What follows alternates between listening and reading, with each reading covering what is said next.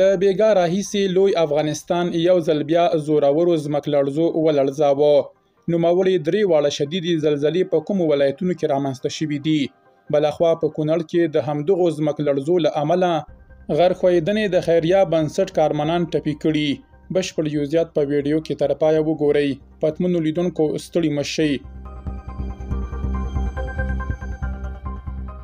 د کونړ ناورین د زلزلې په سیمو کې د غرخویدو له امله د یوې ښېګڼیزې ټولنې غړي ټپیان شوي دي. د افغان ځوانانو د چوپړتیاوو ټولنې خبر ورکړی چې د زلزلې په سیمو کې د غرخویدو له امله د دوی یو شمېر غړي ټپیان شوي دي. نوموړې ټولنې ډیره کړې چې د دوی د روغتیا او ژغورنې ډلې د زلزلې له لومړۍ ورځې راهیسې پر چوپړتیاوو بوختې دي. دغې ټولنې د پنجشنبې پر ورځ د وږي پر 14مه خبر ورکړی چې د وروستۍ زلزلې پر مهال د ځمکښویدنې له امله د دوی یو شمېر همکاران ټپیان شوي دي. دوی لیکلي زموږ د روغتیا او ژغورنې ډلې چې د زلزلې له لومړۍ ورځې راهیسې د اغیزمنو هیوادوالو لپاره د روغتیا او نورو اړینو چوپړتیاو وړاندې کولو ته دوام ورکوي، له بده مرغه د وروستۍ زلزلې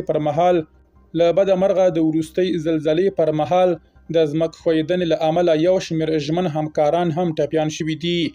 یادې ټولنې خپلو همکارانو ته د بیړنۍ روغتیا هیله ښودلې.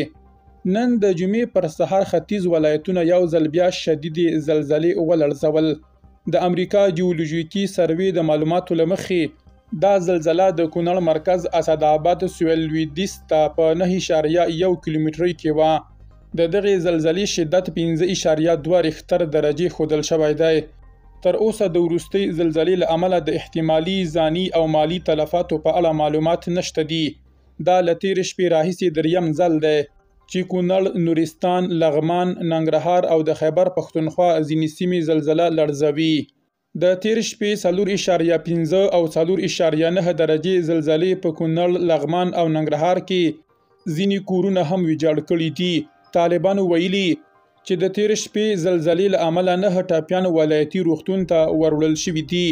د تېرې دوشنبې ورځې د زلزلې له امله چې په کونړ کې یې تر ټولو لویه انساني فاجعه رامنځته کړې، له 2200 زیات هیوادوال مړه او له 3500 زیات ټپیان شوي دي.